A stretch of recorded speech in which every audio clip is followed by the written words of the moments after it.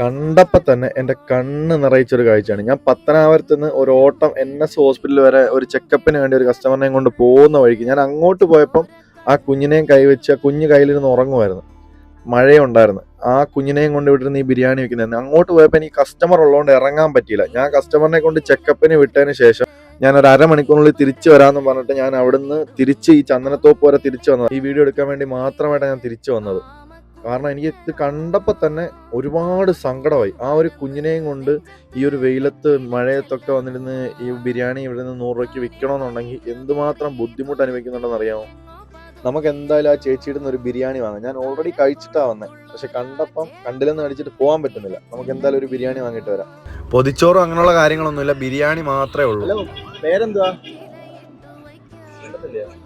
എത്ര വയസ്സുണ്ട്? 3 വയസ്സാവും. 3 വയസ്സാവും. ഇവിടെ എത്ര മണി തൊട്ടാണ് ഇവിടെ? ഞാൻ ഇവിടെ 11:30 തൊട്ടുണ്ട്.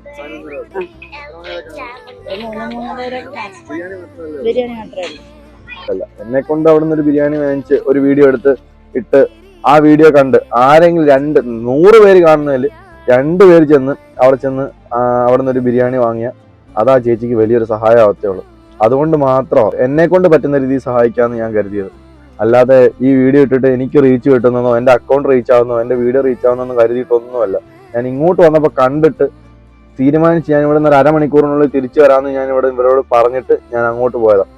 അല്ലാതെ 100 രൂപയ്ക്ക് ലാഭം നോക്കി അത് നോക്കി വാങ്ങിയതൊന്നുമല്ല. ആ ഒരു കുഞ്ഞിൻ്റെ മുഖം മനസ്സിൽ കണ്ടപ്പം നന്നായിട്ട് വിഷമം തോന്നി. എന്നെ കൊണ്ട് ഒക്കുമായിരുന്നെങ്കിൽ ഞാൻ എന്നെ കൊണ്ട് പറ്റുന്ന രീതിയിൽ എല്ലാ സഹായം ഞാൻ ചെയ്തേനെ. ഞാൻ അവിടെ നിന്നൊരു ബിരിയാണി വാങ്ങി.